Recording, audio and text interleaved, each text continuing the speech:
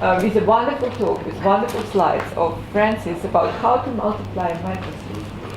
Yeah, so but first, before I start, I think that it's the last talk of this conference, and I think that we should thank the organizers for such a wonderful conference. I mean, it was wonderful up to this point.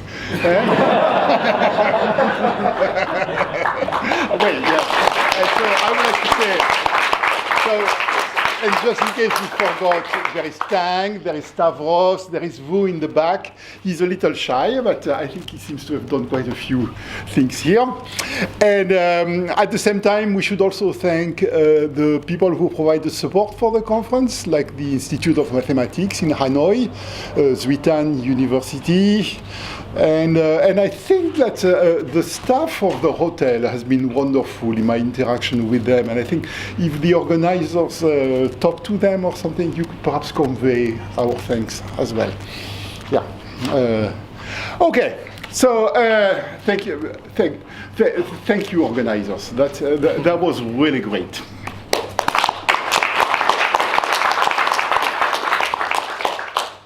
Okay, so obviously everybody likes my title. Of course, we teach how to multiply matrices, like 2 by 2 matrices. I mean, the other theme of the talk is that for most of my life, I've only known about 2 by 2 matrices. It's only recently that I discovered that there were n by n, the 3 by 3 matrices and n by n. So we multiply like that, and that looks completely obvious to us, except that so you have this and in this formula, but how about this one here? I mean, why do I put a before a prime? How about putting a prime here before a? So of course, okay, with our sophomore classes in the US, usually we use commutative rings, and so it doesn't matter. But when you use coefficients that do not commute, that can make a difference. Now, of course, everybody in this room, everybody knows that in this case there is a multiplication and a co-multiplication. And the multiplication has to do with matrices, with how you multiply the matrices, and the co-multiplication about how you multiply the numbers, or conversely, according to whether you, there are 2 dual Hopf algebras in the background here. So, okay. So, but let me, so this conference is about quantum topology and hyperbolic geometry. And it's the last talk, so it's going to be a little low on actual results. I mean, at least actual results of mine, but perhaps I'll try to give. I mean, so first of all, I think I'm the only one here who was a topologist before quantum topology was a thing, or before hyperbolic geometry was. Hyperbolic geometry existed, but we didn't know it as a branch of topology. I'm worried I'm the only one here. So we're going to mix the two to get ideas about what to do. And so, and in particular, when it comes to quantum topology, I still consider myself an outsider. So I'm not even sure what quantum topology is, but for me it's topology based on quantum groups. And a quantum group, well, so it's the first time, it took me many years to understand a little bit this horrible definition of quasi-commutative or Hopf algebra, blah, blah, blah, blah. But for a topologist, a quantum group is a machine to create solutions to the Young-Baxter equation, which are, so these are linear maps going from V tensor W to W tensor V associated representation V and W of the quantum group. Still, for me, it's still hard to understand. But what I know is that in pictures, it's something we associate to this picture here, namely a crossing for a knot. And we think of V and W as being associated to the component of these two pieces. So we go from V tensor W to W tensor V. And then this Young-Baxter equation with that funny notation, that's reflected in this picture here, which I know well. That's Reidemeister 3. And so that's, okay, that's the topology of my youth. That's one thing. And to some extent, we forget about the nonsense about quasi-co-commutative, blah, blah, blah, blah. And so you know how to use that. You put these things together, you glue them to create invariant of tangles. So a tangle is something like this, where you have two walls, and you have a lot of strings going from one wall to the other. And then the machine, so you need a duality, which I didn't talk about, which is for cups and caps and so on. But in this way, you get a little map for, so you have all these representations of the quantum group associated to the components of the tangle here, and you get a little map from the tensor product of the vector spaces corresponding to the boundary point where the link goes in, like this one, and to those where the link goes out, like that. So you see the link goes inside of the tangle at V2, with V2, V4, and V5 apparently, and goes out from at V1, V3, and V6 here. So you get this map, but because they are attached to the components, I mean, these are exactly the same spaces. Whatever goes in has to go out at some point. And so you get that, and so you get an homomorphism, and then you can play blah, blah, blah, and you can play with this machinery. So in particular, there is a special case where the walls here, the blue walls, don't meet the link, and so you go from the tensor product, the product of zero spaces, and so it takes a little while to understand what the tensor product of zero vector space is here, but the correct convention is that it's the field underlying the vector spaces, and so you get a linear map from C to C, and a linear map from C to C, that's multiplication by a number, and that's how we can say things about knots and links. So in particular, the example, the fundamental example, is when you take the quantum group UQ of SL2, whatever that is, you get invariance of knots, and if you put everywhere the fundamental representation V1 of this quantum group, whatever that is, that the quote standard one, you get the joint polynomial. And if you put other representations, you get the color joint polynomial. Okay, so I already put half of the room asleep because, of course, we knew that. Okay, now let me put to sleep the second half of the room. And with the talking about hyperbolic geometry in dimension 2 and 3, which is, so what you have to think of it as the geometry of the Lie group SL2. So first of all, I remind you what SL2 is. That's 2 by 2 matrices. So let's say SL2R here. That's 2 by 2 matrices with real coefficients and of determinant 1, meaning that AD minus BC is equal to 1. And so the way it comes in the picture is that, well, actually, you have to take first SL2R, you divide by its center, which is just the plus or minus the identity, that's PSL2R. And it turns out that it's a space of oriented isometries of the hyperbolic plane. But actually, you could define the hyperbolic plane like this. You could define the hyperbolic plane as being the quotient of SL2, of PSL2R by a certain maximal compact subgroup. That would be another way of doing it in a more natural way. And then if you like three-dimensional hyperbolic geometry, you just use complex numbers here. You use complex coefficient and PSL2C. That's the same as the group of orientation preserving isometries of the hyperbolic space. So if you do hyperbolic geometry in dimension 2 and 3, you keep working with SL2, either with a real or complex coefficient. And you remember the Jones polynomial was based on UQ of SL2, and so the question is there a connection between the two? And listen, that's why we have conferences like this one. That's where it came from. Okay, so let's talk. So if you're a hyperbolic geometer,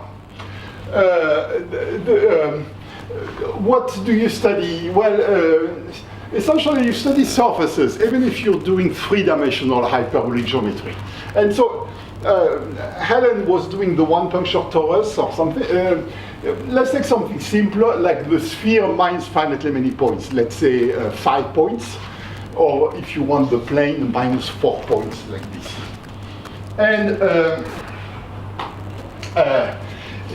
And then we play with, when we do hyperbolic geometry, we are interested in the monodromies of hyperbolic structures on that object. Well, these are group homomorphisms from the fundamental group of the surface to, if you do three-dimensional topology, you go to PSL2C, but roughly the same as SL2C. So we end up studying group homomorphism from the fundamental group of the surface to SL2C up to conjugation by the Lie group. And okay, so that's abstract. But now, if you want to do something in practice, you need to be able to control these objects. Namely, you need a parametrization. And so there are many schemes to get at least local parametrization of these character variety or anything. And so my favorite ones are Thurston's shear bend coordinates. So I'm not going to explain what that is, but the name is that they measure shearing and bend. So in dimension 2 you have shearing, and in dimension 3, in addition you can introduce some bending. What you need to know is that these are complex numbers. They cannot be zero. And so what they provide is sort of a parametrization of a certain open dense subset of the character variety, and the number is 3 times the other characteristic of the surface. Now, what's this open dense subset? Well, it's a little complicated. It's the one where the machinery works. But you should think of it as, quote, the interesting part of the character variety. That's what that is. Okay, so we study that, and then so that was the surface, and now we're going to start putting curves in it. And a closed curve on the surface, a red curve, defines a trace function. So it defines a nice function on the character variety by given the group homomorphism rho, you can consider the image of the curve and the rho. So that rho of k here is only defined up to conjugation in SL2C, but then I can take the trace, and this is well defined. And so in this way, I get a function defined on the space of group homomorphisms. Okay. And also, if you know a little bit of algebraic geometry, these trace functions, that's exactly what you need to understand these character variety. They are nicely intrinsic, and so on. But if you want to do anything, you need able to compute them. And so it turns out that if you're given a curve k, we can express this trace function here as an explicit Laurent polynomial in these coordinates. Okay. So for computations, it's great. You can explicitly compute them, and it's even a Laurent polynomial. So namely, it's essentially a polynomial, except that you allow negative powers. And so that's extremely convenient in practice. Okay, So that was, we had the crash course in quantum topology. We just finished the crash course in hyperbolic geometry. And now we're going to start combining them. And by quantizing, and in particular what I want to do, I want to quantize the two aspects here where I have curves and these local coordinates for the character variety. So let's quantize curves. And the other way around. Is it known when you have two curves? We can put several. Then people in this room will want to put a -1. No. My question is when you have two curves and when you think about the coordinate function, the trace function of those curves. Yeah. Is it known that whether one is and they are like the transcendental or algebraic? They are always algebraic, and to some extent the algebraic structure is defined. So the dimension is like a 2 or 1. Is it known? I don't know. Oh. Okay, so we want to put quantum things in this picture. So I used to have these, so I have this very two-dimensional setup of curves drawn on a surface. And if I want to quantize, well, there is an idea where I will credit Tourayev. And I haven't put him last, but if I don't credit him, I think he's going to ask me to credit him anyway.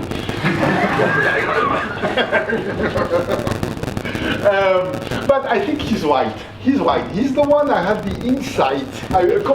And I'm not trying to put down the other groups, the people who are in this room here. But I think he's the one who had the original.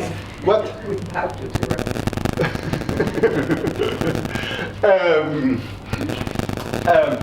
He's the one who had the insight of connecting the constructions I'm going to talk about to an explicit Poisson structure computation of Goldman. So he looked at this.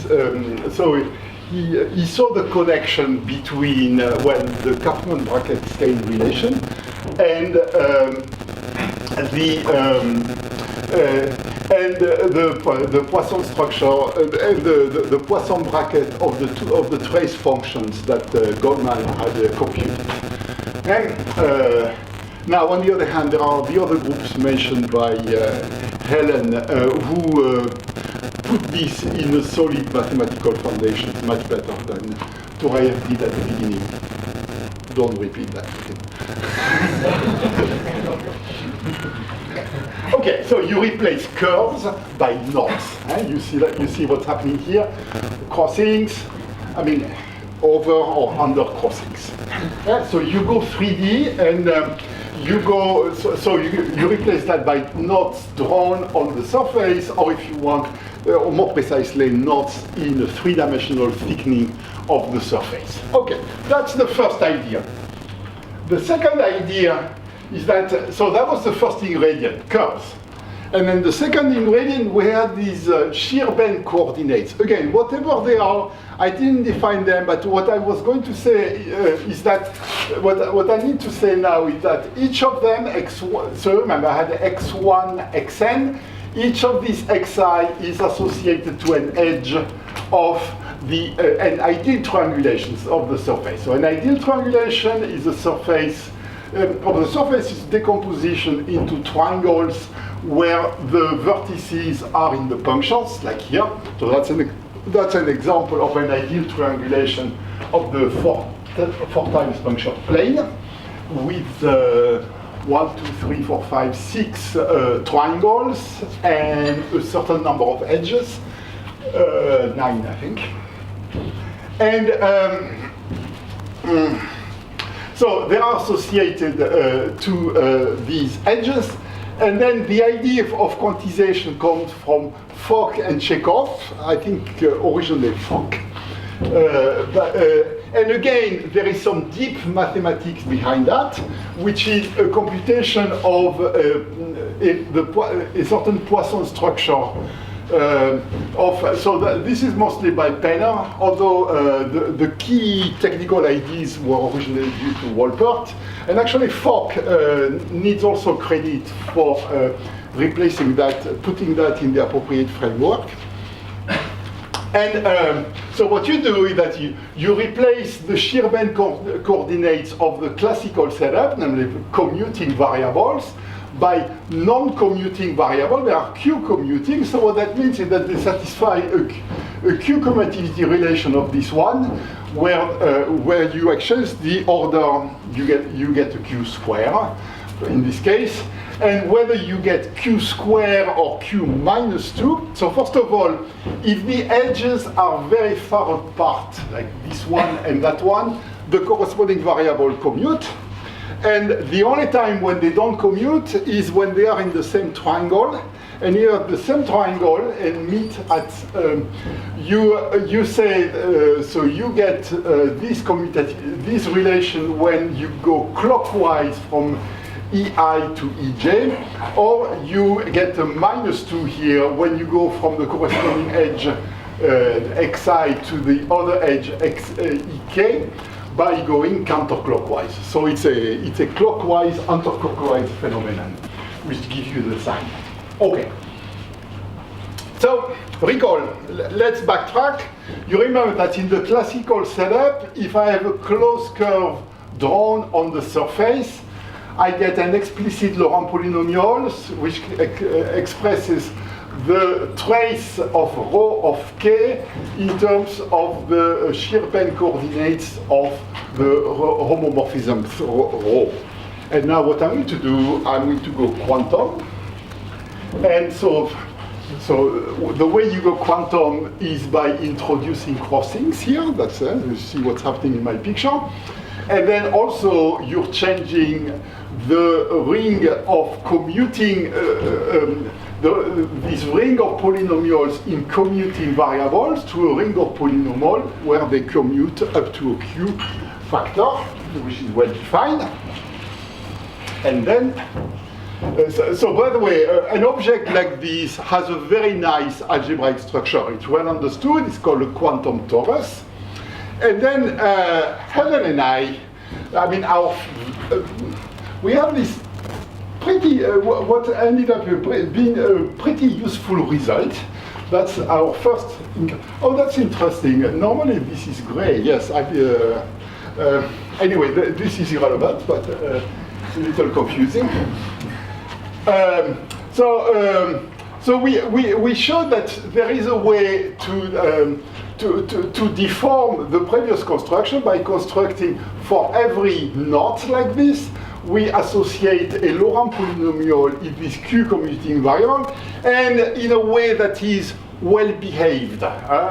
So there are something explicit for it. It satisfies the, first of all, it's well defined. You don't need to make any choices. And also, it's when Q is equal to 1, that's the classical trace polynomial. And well-behaved means for us that it satisfies the Kauffman bracket skein relations for us, and other things. And so, what the talk will be about, most of it will be about getting a better understanding of this construction. So that was actually the paper appeared in 2011, but we were working on it in 2009, I think. So that was 10 years ago. But we would like a better understanding of what we were doing. In those days, it was easy to have a better understanding because we didn't understand anything. But the goal is actually to go beyond SL2 and to use beyond the UQ of SL2 or something, and to go to other invariants based on quantum group. The one we have in mind is UQ of SLN. And as you know, that's related to the Humphrey or Humpflipped polynomial. Listen, I like the Polish guys, but I stick to Humphrey. Getting into deeper, like everybody, what? You're getting into deeper and deeper trouble with Ryan. Really? I mean, I thought I was with Joseph. Oh no, it's not the riot. It's not the Yeah, riot. yeah, no, it's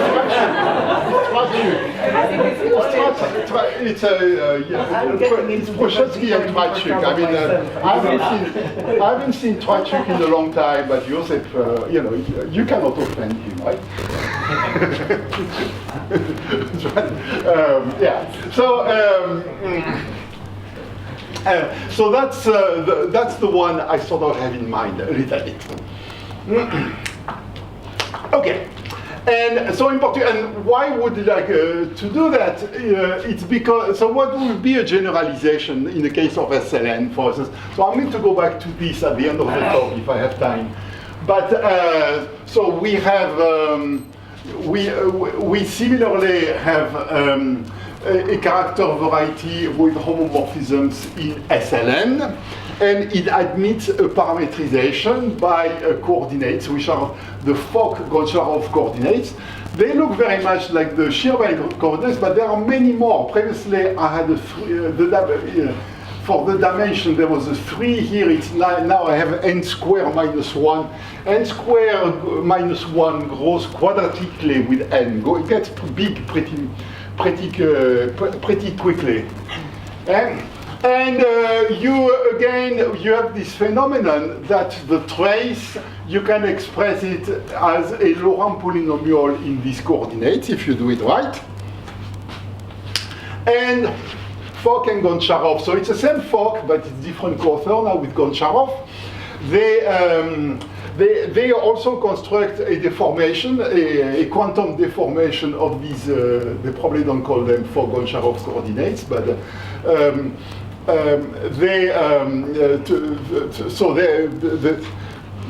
through commutativity into variables that commute, okay, and it's explicit, it's defined by pretty pictures. I don't know if you see these dots in a triangle, and with arrows a little everywhere, or also they use the word, you can define those things using the word quiver. And then, so the conjecture would be that you can deform this classical trace SLN trace polynomial to a quantum SLN trace polynomial in a well-behaved way. That you can take this result over Helen and I and turn it, replace 2 by n. Yeah. Does the classical SLN polynomial have a geometric content or geometric? I mean, beyond the trace, I mean, for me, that's pretty geometric. Or perhaps the trace of a metric. You would like the length or something like that? I mean, there are lengths there and so on. It's just you have n minus 1 of them. So, I mean, n by n matrices are interesting. I mean, that's what I'm trying to say. Not just 2 by 2. I don't know how to multiply them, but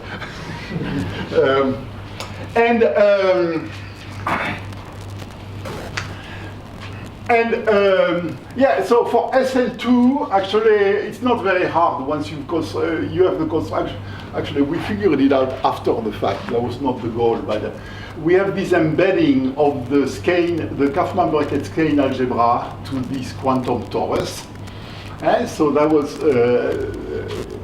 something coming out of our construction with Helen. And so we can hope to have exactly the same thing where you can embed the SLN skein algebra into a quantum torus like that. So what was good about this is that here the skein algebra, what is D in the second? D is the dimension.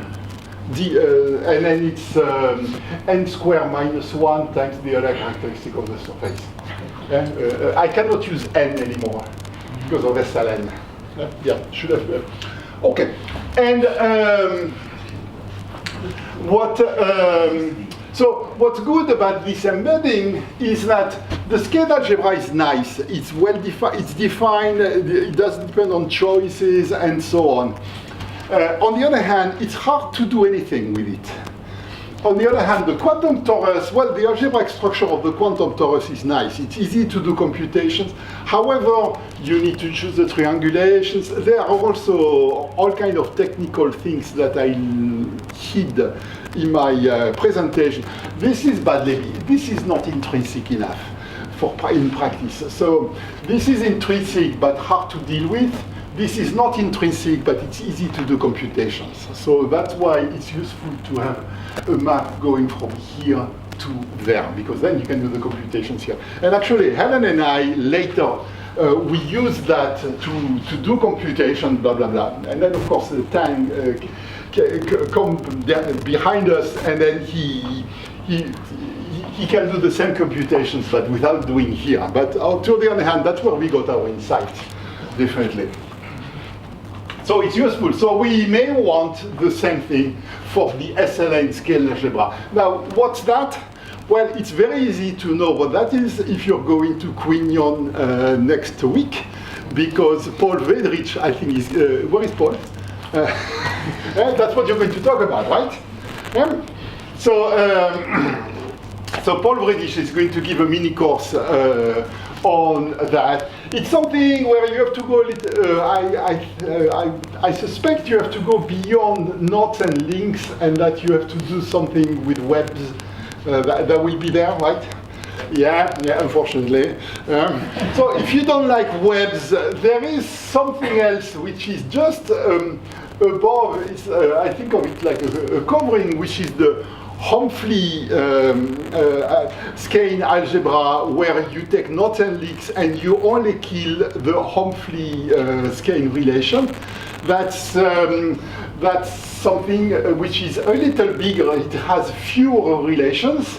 So that's why there is no hope that you can find something, an embedding from that, but still you would have an algebra homomorphism. Okay, so that's sort of the reason why I and other people have been looking at these things. That's what we have in mind. So the question is, yeah. I don't want to toot my own horn, but I wonder, as you may know, I wrote a paper about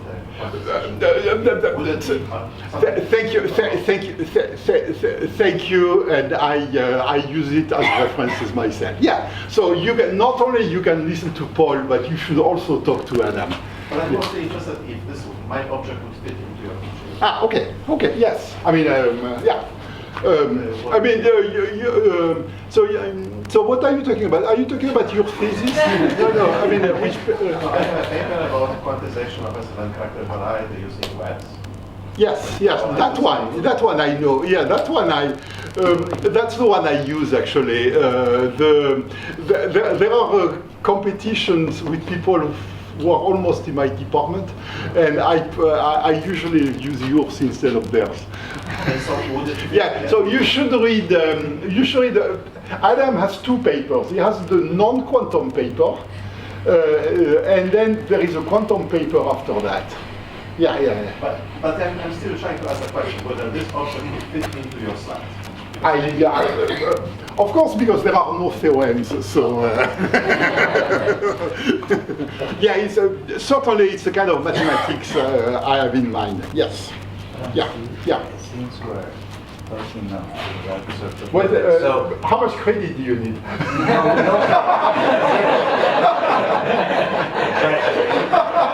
Completely, if one tries to do SL3 and not use representation theory, there is a fact that the SL3R matrix is a product of 4 SL2R matrices. You can try things like that. So, does that 4 fit anywhere in your conjecture? I have no idea. Listen, it's still so vague and so on. Already SL3, it's pretty hard. I mean, you're going to see a few computations, one computation at the end. And it's also a conversation we had with Watu. Yeah. So I don't know. I don't know. I mean, same with Adams. Listen, we don't have enough actual results here to do anything. Okay, so let's go back to where the theorems that we do have. That's the case of the SL2, 2 by 2 matrices, trace polynomial, and what was the idea behind this quantization? Right? So first of all, before we do that, let's look at the non-quantum objects. So you remember we want to associate to this picture here a Laurent polynomial in variables which are associated to the edges. So what we do, so it's something that hyperbolic geometers know fairly well. Right? You get if you take a hardcore algebra, hyperbolic geometer, they give you the answer like this. And so you stare at the picture and you see how the red curve is traveling in the triangulation. And then, so it looks like this. The red curve travels and then you cross triangles. And for the sake of the talk, I'm going to assume that I don't make any U-turn. I don't go up and then, oops, I didn't want to go there. Let's go straight just for the talk. Otherwise it becomes too complicated. So you see this picture here, you cross these edges, so you keep track, and also you cross triangles, and when you cross a triangle, you see there are two possible patterns. Either the triangle points to, so when you go this way, either the triangle points to the left, or the horn, or to the right, like this one here. So then there is a formula, which is that you take the product. Namely, every time you have a triangle going to the left, pointing to the right, you put this matrix. Every time you have a triangle pointing to the left, you put that other matrix. For hyperbolic geometers, that's even the name of these matrices. That's the left matrix and the right matrix. And then in between, you're crossing an edge, and you put this diagonal matrix where you have xi and xi inverse corresponding to this edge ei here. And so you see it's diagonal, determinant 1, cha, cha, cha, cha. That's what the geometry tells us. Okay, but I'm going to change this a little bit to see a pattern. So first of all, you see, if you multiply, you do know how to multiply matrices when it's non-complex. So you see that you get a 2 by 2 matrix where the entries are Laurent polynomials. You get negative powers once in a while, but that's what you get. But I'm going to change that a little bit. And the way I do it, I'm going to split the thing by so I'm going to split each edge into two parallel edges very, very, very close to each other. And I'm going to split the combinatorics of this formula accordingly. Then previously, let's look at this matrix here. I'm going to replace this single coordinate, which was associated to this edge here. Now I split this edge into two edges next to each other. And I'm going to split this coordinate as the product of two coordinates, one called I minus and the other one I plus, where I minus is associated to this side and the other one is associated to the other side. Yeah? So I do that for all these diagonal matrices. It's a little hard to type, but you do that. So you get that. I didn't do anything. And then you remember, I want the trace of this guy, and the trace is invariant under conjugation. So what particularly, I don't like this guy here. So I'm going to move this guy, this guy with I per k plus. I'm going to move him to the front. So I do cyclic permutation of the matrices. Well, this is still not changing the trace. It's conjugate. The equal dot means conjugate. So I still. And now you see a pattern, because now you see a matrix with an xi, which is stuck between two of these diagonal matrices. So this, and this is associated to this triangle here. And then this one here is associated to this triangle. These three matrices here are associated to the next one. I think it's, I lost track, this one here. And and so on. So now I multiply them. And so, don't be scared by the computation, and I'm sure there are typos, by the way. But if I take the product of these three matrices, you see they are all lower triangular. I do, no, I'm going the wrong way. I get a lower triangular matrix, and that's exactly the one before. Don't panic with all the subscripts and the pluses and the minus and so on. Eh? That's what you get. So you get a product of matrices where each of them is associated to this one is associated to this triangle here, the next one to this one, the next one to this one, the next one to this triangle, blah, blah, blah, blah, and then these last two here to this triangle and that one here. Eh? That's the idea. So I've written my matrix as a product of triangles, but of upper and lower matrices that are associated to my triangles. And so what you see, the logic behind that is that every time I cross a triangle pointing to the left, or what I call also a left turn, I get a matrix like this. When it's the right turn, I get a matrix like that. That's exactly what the previous computation said. Okay. Again, for hyperbolic geometers, it's something very, very classical. But now let's try to quantize. So in the classical set, we have this property here. That's what we had. But now, if I'm going to quantize where my variables don't commute anymore, in which order am I going to take am I going to take them? Am I going to put xi first and xj second, or am I going to put xj first and xi? I hesitate. So you could think that systematically take the first one when I enter. It doesn't work. It's not good. So we don't know, but fortunately there is a trick. When you hesitate for these things, there is something called the Weil quantum ordering. Namely, when you have Q commuting variables like this, it's a trick which, given a monomial, tells you how to provide the monomial with the Q in front. So it's a so that the way it doesn't matter in which order you take them, because the combinatorial trick is that this is going to change the power. So it's a recipe, it's a combinatorial trick which makes everything symmetric. Okay. For physicists, that's not to make it symmetric, that's to make it self-adjoint, but it's the same in this case. Okay. So we can do that, and then we can hope that it's working. So how are we going to quantize? Well, the first attempt is that we take the old formula, that was the classical trace, and then we quantize in the obvious way by putting the quantum ordering everywhere. So it's the same, except I made my variable Q commuting, and I put this Weil quantum ordering everywhere. That's the stupid way, and actually it works. It works well when the knot crosses each triangle at most once. And the reason for that is that if you never return to the same triangle, you have this product of matrices, but let's say this one and that one, they correspond to different triangles. And so if they are in different triangles, these coefficients here commute with these coefficients there.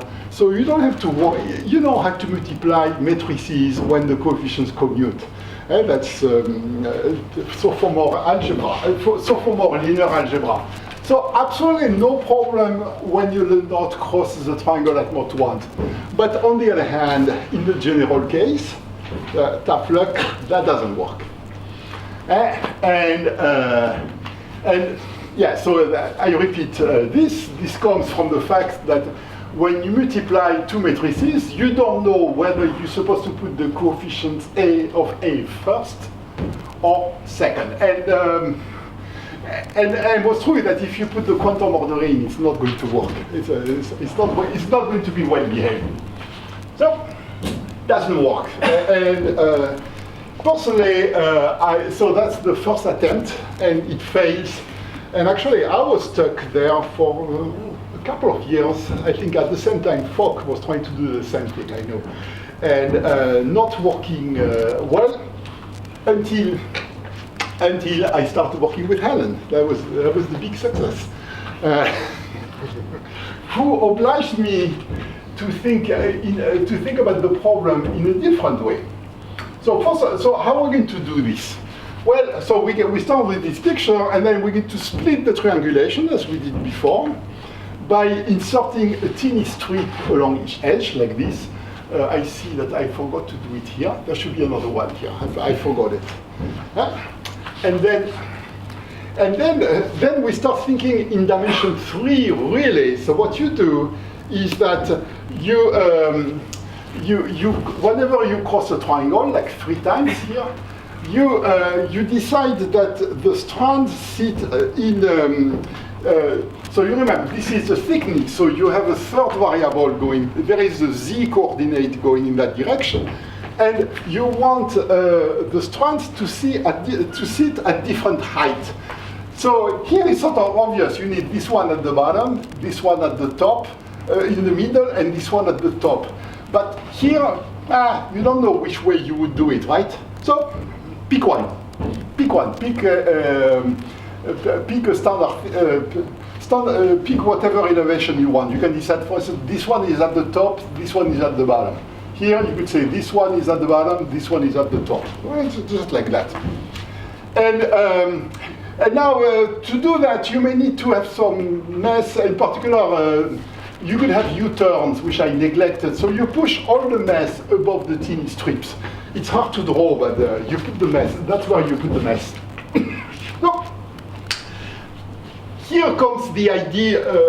If you have to remember something from this talk, that would be this, I think. So that's a typical picture here. You see that you cross this edge 5 times here, and then all of these strands are at different elevations. So I put these numbers tell you how high you are. This is the one at the bottom, a little higher, a little higher, a little, sorry, 1, 2, a little higher, a little higher, a little higher. That's what the numbers tell you. You have 5 of them. And this one is at the bottom, this one is at the top, and the other ones are in between. I just chose numbers at random. I didn't put numbers for these. I should, but then the picture would have been too messy, and this is irrelevant. Okay, so that's the picture you see, right?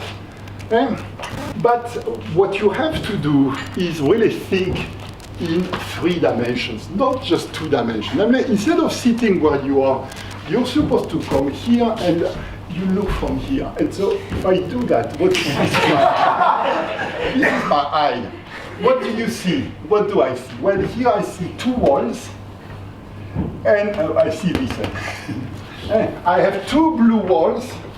And I have, on my left, I have 5 strands at level 1, 2, 3, 4, 5. On the right, I have also 5 strands, 1, 2, 3, 4, 5. But what you see is that in the front here, in front of my eye, I see the strand going from 2 to 4.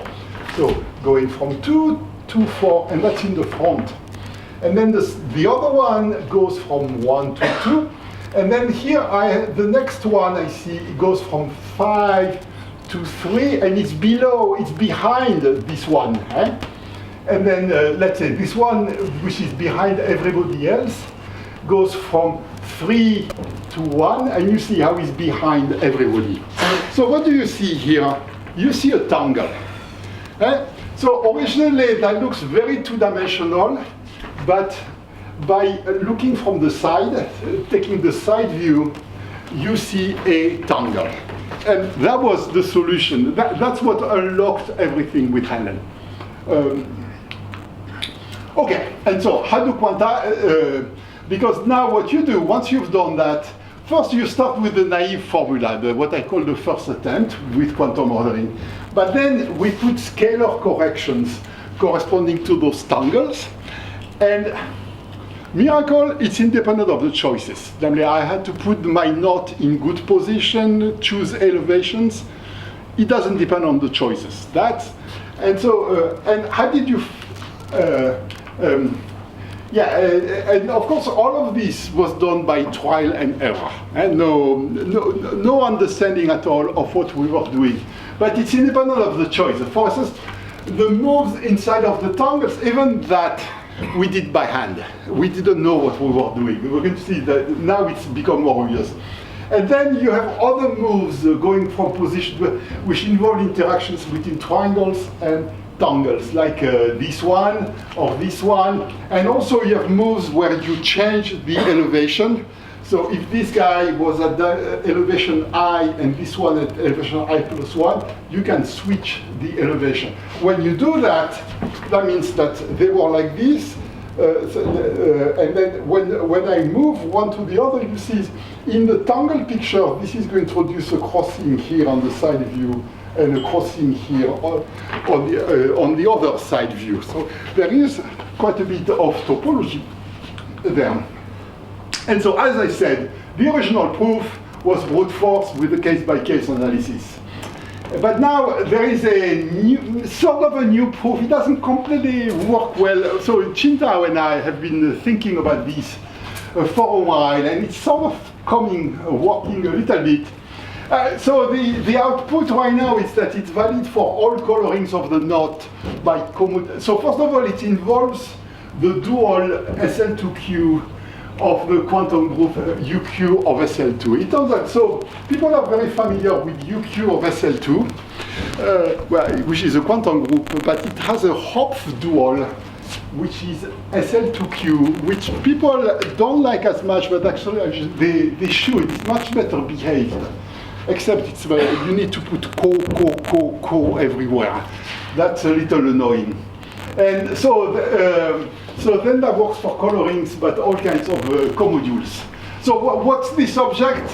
Well, this one is hard to understand, but it's hard to understand. It's easier to understand the points in this algebraic object where A is an algebra, because then it's just 2 by 2 matrices, A, B, C, D, where A, B, C, D, I didn't say it, are elements of this algebra A, and satisfy this relation. So you see we have Q commutativity relations, these two commute, and then you have the weird one here, which is that these two have to be equal, and they both have to be equal to 1. You remember that looks very much like AD minus BC equal 1, like the determinant is 1.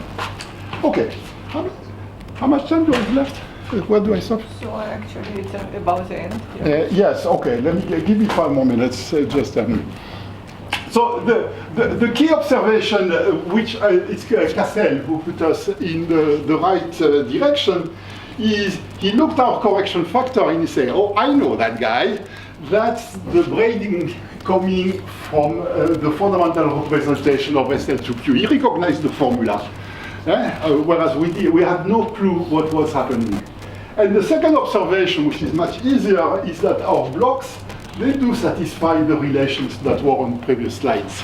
So they are elements of SL2Q with the coefficients in that quantum torus. And so we need to check the invariance, and I told you that you have all these moves. And once you recognize the braiding of SL2Q, these moves inside of the tangles, they are now completely automatic.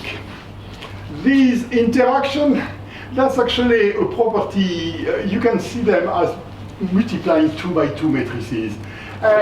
So that was this move here. There was the other one that I omitted because I didn't have enough space.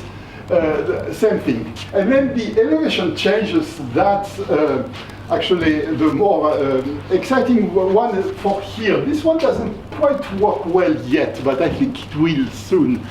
And so what's this co-braiding? So the co-braiding of a Hopf algebra, it's something like this. So, you know, I hope you cannot read it. It's on purpose. I should have used the smaller font.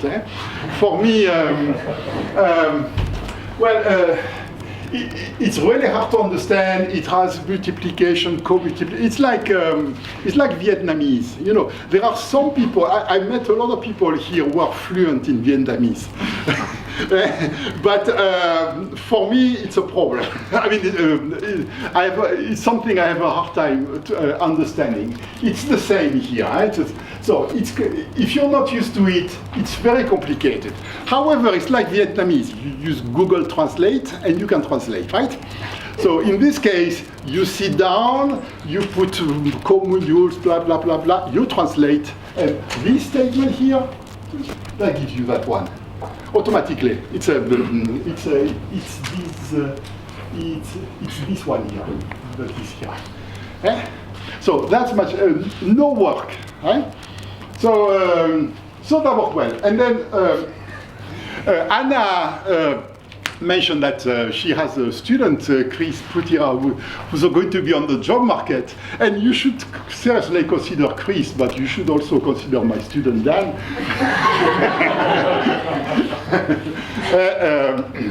And who will be on the job market next year. And so he worked on these, I don't have time, but just I will just show you one thing, which is this Fogg-Goncharov invariant. So you remember the shear band coordinates, they're associated to edges. When you go to dimension n, they are associated to these very pretty patterns of dots on the surface. It's actually it's beautiful mathematics. Right? So that's the classical Fogg-Goncharov coordinates. And I told you that there should be something in this, and so in particular, you want. I had these blocks here, and what I did, I put the Weyl quantum ordering, and I will get an element of SL2Q. So I want to do the same thing in this context. This explicit, the blocks, and so on. And so, you know, I'm a typical advisor. I say, okay, Dan, here is what you should do. Check the computations and come back next week with the computation. Yeah, so except next week, see, here is the problem. In the non-quantum context, that's what a typical block looks like. Just when n equals 3, not n equals n. It looks like this. And then you need to check, now, if they Q commute, you have to check that they satisfy certain relations. It's impossible. And so Dan had a bit of hard times. First, the first result was with Mathematica, but now he has a nice result in dimension n, and which uses the whole machinery of Fogg-Goncharov that's called snakes. And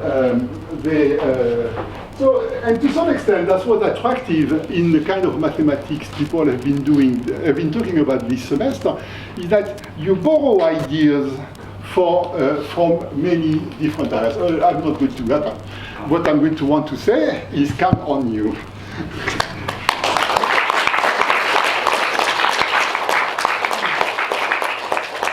Something else I learned this week is to type in Vietnamese in tech.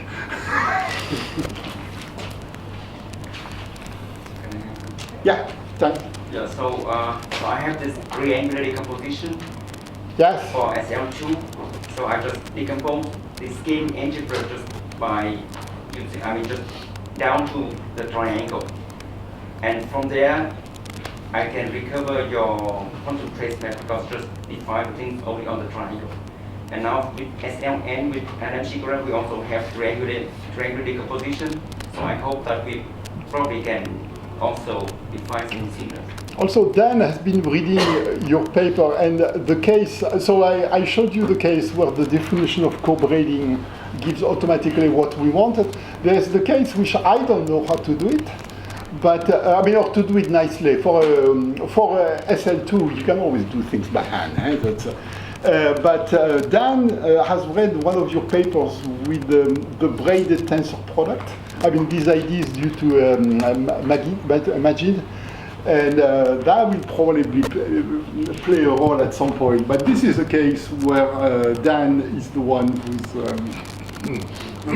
going there. Yeah. Yeah. So in that picture, you will have automatically the SL2Q, right?